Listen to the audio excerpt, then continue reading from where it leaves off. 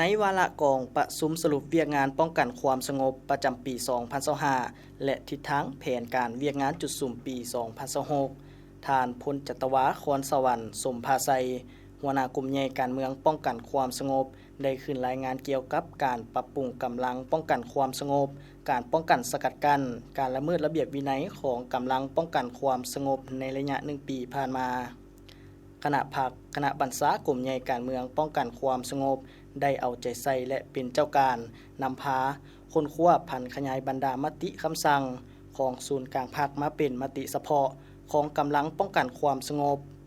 ปรับปรุงกลไกการนำพาบัญชา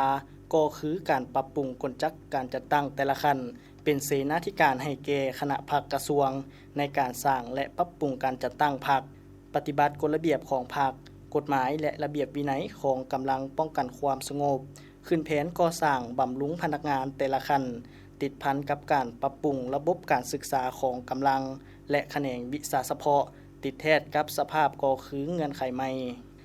นำพาองค์การจัดตั้งมหาชนปฏิบัติคำขวัญให้เป็นขบวนการฟดฟื้นปรับปรุงสุกยู่เวียกงานนโยบายประกันสังคมให้หันเข้าสู่ระบบและว่องไวขึ้นไปพร้อมกับการแก้ไขบรรดาปรากฏการณ์ย่อท่อที่เกิดขึ้นในกำลังด้วยความเข้มงวดจริงจังและเป็นเอกภาพผ่านการจัดตั้งปฏิบัติในระยะ1 ปีผ่านมาสามารถตีราคาปัญหาพ้นเด่นได้ดังนี้ก่อนอื่นขอเฮียนสหายพลโทวันทองกองมณีคณะเลขาธิการศูนย์กลางพรรคเลขาคณะพรรคกระทรวงรัฐมนตรีกระทรวงป้องกันความสงบประธานกองประชุมที่เคารพและนับถืออย่างสูงเฮียนบรรดาสหายรองรัฐมนตรีบรรดาสหายคณะพรรคคณะบัญชาบรรดากรมใหญ่ห้องการกระทรวงบรรดากรมกองอ้อมข้างกระทรวงบรรดาสหายแขกรับเชิญจากภาคส่วนต่างๆบรรดาสหายผู้ตั้งหน้าจากกองบัญชาการปกส.แขงนครหลวงเขตพิเศษสามเหลี่ยมคำและบรรดาสหายพนักงานรักแรงที่นับถือและหักแพงข้าพเจ้ารู้สึกเป็นเกียรติอย่างสูงและภาคภูมิใจเป็นอย่างยิ่งที่ได้รับอนุญาตจากประธานกองประชุมขึ้นมาประกอบความเห็นต่อกองประชุมสรุปเวียกงานป้องกันความสงบประจำปี 2025 ซึ่งจัดขึ้นในมื้อนี้ก่อนอื่นขอแสดงความเห็นดีเป็นเอกภาพอย่างสูงต่อกับห้างบทสรุปการจัดตั้งปฏิบัติเวียกงานป้องกันความสงบปี 2025 และทิศทางแผนการเวียกงานจุดสุ่มในปี 2026 ในนามกรมใหญ่การเมืองป้องกันความสงบขอประกอบคำเห็นและรายงานเพื่อเป็นการยั่งยืนตื้มซึ่งลงลึกในหัวข้อการปรับปรุงก่อสร้างกำลังป้องกันความสงบการป้องกันสกัดกั้นการละเมิดระเบียบวินัยของกำลังป้องกันความสงบใน1 ปีผ่านมาปัญหาที่1ได้เอาใจใส่จัดตั้งปาฐกถาโฆษณาและเผยแพร่เสื่อมซึมบรรดามติคำสั่งก็คือเอกสารมูลเสือของพรรคของชาติของกำลังป้องกันความสงบพร้อมกันนั้นก็ได้จัดตั้งดำเนินชีวิตการเมืองประจำปีในทั่วกำลังป้องกันความสงบควบคู่กับการสร้างขบวนการด้านต่างๆเพื่อคำนับรับต้อนบัญชังตังกำลังป้องกันความสงบพ้นดินแม่นพวกเราได้สุ่มใส่สร้างเอกสารรับใช้ให้แก่บ้านดำเนินชีวิตการเมืองของกำลังจำนวน4 บทซึ่งได้สร้างเป็นเอกสารคู่มือและแจกจ่ายให้บรรดากรมกองท้องถิ่นสำเร็จเพื่อเป็นการศึกษาอบรมนายและพลตำรวจได้ปรับปรุงยกระดับเรื่องงานสื่อมวลชนสุ่มใช้สร้างกำลังสื่อมวลชนอย่างต่อเนื่อง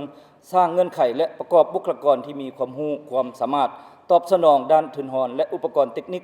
ที่จำเป็นจำนวนหนึ่งตามความเหมาะสมเฮ็ดให้สื่อของกำลังป้องกันความสงบของเราได้เป็นสื่อ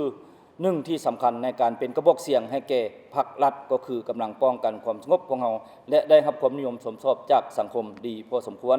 โดยเฉพาะสามารถตอบสนองทางด้านข้อมูลข่าวสารได้อย่างว่องไวทันการเป็นต้นส่องข่าวทางสื่อออนไลน์เช่น Facebook TikTok สื่ออิเล็กทรอนิกส์และสื่ออื่นๆจำนวนหนึ่ง 2. ได้เป็นเสนาธิการให้แก่คณะบริหารงานพรรคกระทรวงป้องกันความสงบในการผันขยายมติกองประชุมใหญ่ครั้งที่ 6 ขององค์คณะพรรคกระทรวงคุ้มครองมหาภาคเกี่ยวกับการก่อสร้างกำลังก่อสร้างทันเทวพนักงานก่อสร้างทันเทวสมาชิกพรรคให้มีการหันเปลี่ยนอย่างแข็งแรงและลึกซึ้งติดพันกับการพันขยายเนื้อในคำสั่งของคณะจัดตั้งศูนย์กลางพรรคเกี่ยวกับการก่อสร้างหน่วยพรรคปลอดใสเข้มแข็งนักแน่นมาเป็นของกำลังป้องกันความสงบซึ่งพวกเราจะเริ่มจัดตั้งปฏิบัติตามมาตรฐานเงื่อนไขใหม่ในปี 2026 นี้ 3. ได้ค้นคว้านำเสนอ ปรับปรุงกงจักรการจัดตั้งแต่ละขั้นอย่างเป็นปกติสอดคล้องกับความมีความต้องการและมาตรฐานเงื่อนไขที่ได้กำหนดสุกยุบรรดากรมกองท้องถิ่นดำเนินการกำหนดตำแหน่งงานการประเมินคืนแผนกำหนดพนักงานจะมีขั้นศูนย์กลางคุ้มครองขั้นกระทรวงคุ้มครองและขั้นกรมกองคุ้มครองได้เอาใจใส่ในการคุ้มครองนายและพลตำรวจตามทิศหันเข้าสู่ระบบและหันเป็นทันสมัยปัจจุบันได้สำเร็จการลงกวดกากำลังพลอยู่บรรดากรมกองอ้อมข้างกระทรวงสามารถบันทึกข้อมูลนายและพลตำรวจเข้าสู่ระบบฐานข้อมูลคุ้มครองกำลังพลในขั้นต้น 4. ได้สืบต่อปรับปรุงหลักสูตรอยู่บรรดาสถาบันการศึกษาของกำลังป้องกันความสงบยกระดับครูอาจารย์และนำส่งนายและพลตำรวจไปบำรุงก่อสร้างโดยหลายระดับหลายระบบทั้งอยู่ภายในและต่างประเทศโดยสุ่มใส่กำลังวิชาเฉพาะที่เห็นว่ามีความจำเป็นจำนวนหนึ่งมาฮอดปัจจุบันกำลังป้องกันความสงบพวกเรามี3วิทยาคาร4วิทยาลัยโรงเรียนวิชาเฉพาะปกส.ชั้นต้นมี9แห่งและมีโรงเรียนวัฒนธรรมป้องกันความสงบ1แห่งและพวบอยู่ในขั้นตอนกะเกียมช่างตั้งวิทยาลัยเพิ่มเติม2แห่งคือวิทยาลัยเทคนิคพลาธิการอยู่ด้าน4และวิทยาลัยสันติบาลอยู่แข่งบริคำไซควบคู่กับการก่อสร้างกำลังที่กล่าวมานั้นได้สืบต่อค้นคว้าเขียนแผนงานง่ายที่2ปรับปรุงก่อสร้างกำลังป้องกันความสงบซึ่งประกอบมี8โครงการที่พร้อมดำเนินการขับเคลื่อนและจัดตั้งปฏิบัติในการก่อสร้างกำลังป้องกันความสงบให้มีความเข้มแข็งหนักแน่นและทันสมัยซึ่งทั้งหมดนั้นก็ได้กำหนดอยู่ในแผนยุทธศาสตร์ในการพัฒนากำลังแต่นี่ฮอดปี 2030 ได้เคลื่อนไหวอย่างแข็งแรงในการสกัดกั้นและแก้ไขปรากฏการณ์ย่อท้อที่เกิดขึ้นในกำลังป้องกันความสงบโดยการออกนิติกรรมออกข้อห้ามวางบรรดามาตรการระเบียบการและลงสุกยุบรรดาคณะพักคณะบรรษาแต่ละขั้นอยู่บรรดากรมกองท้องถิ่นในการติดตามเก็บกรรมสภาพการกวดกาคุ้มครองนายและพลตำรวจที่ขึ้นกับกรมกองและเป็นเจ้าการในการแก้ไขปัญหาที่เกิดขึ้นมีการค้นคว้าตกลงปฏิบัติวินัยอย่างรวมศูนย์และถูกต้องตามขั้นตอนโดยผ่านคณะผู้สอบค้นคว้าวินัยขั้นกรมกองขั้นวิชาการขั้นกระทรวงซึ่งขั้นกระทรวงกับประกอบมีบรรณาสหายห้องกรมใหญ่กรมกวดกากวดการกรมป้องกันกำลังกรมพนักงานกรมพักและกรมก่อสร้างกำลังเข้าร่วมใน1 ปีผ่านมาพวกเราได้รับคำห้องทุกข์คำห้องฟ้องและคำห้องขอความเป็นธรรมที่พัวพันถึงการปฏิบัติหน้าที่ของนายและพลตำรวจของพวกเราจำนวน12เรื่องได้เปิดกองประชุมคณะกรรมการค้นคว้าวินัยจำนวน10ครั้งมี104เรื่องนอกนั้นได้เอาใจใส่ในการปฏิบัตินโยบายด้านต่างๆให้แก่นายและพลตำรวจอย่างทั่วถึงเป็นปกติและหันเข้าสู่ระเบียบหลักการทางรับประกันความถูกต้องและความเป็นเอกภาพผ่านการจัดตั้งปฏิบัติเวียงงานดังกล่าวเห็นว่าในทุกของคิดเวียงงานสามารถญาติได้ผลสำเร็จอันใหญ่หลวงและเป็นผลสำเร็จใหม่ในหลายด้านและตีถอยได้ปรากฏการณ์ย่อท้อต่างๆในกำลังป้องกันความสงบได้ดีพอสมควรสร้างได้การหันเปลี่ยนอย่างแข็งแรงก้าวไปถึงการสร้างติดพันกับการสร้างด้วยพักปลอดใส่เข้มแข็งนักแน่นให้ได้ทางปริมาณและรับประกันทางด้านคุณภาพสมาชิกพรรคนายและพลตำรวจส่วนหลายเห็นว่ามีแนวคิดอุ่นเอียนทนเที่ยงยึดมั่นต่ออุดมการณ์ของพรรคมีทัศนะหลักมั่นชนชั้นมีสติระวังตัวสูงมีน้ำใจหักชาติและกล้าเสียสละเพื่อชาติเพื่อประชาชนได้เป็นอย่างดีสำหรับทิศทางแผนเวียกงานจุดสุ่มในต่อหน้า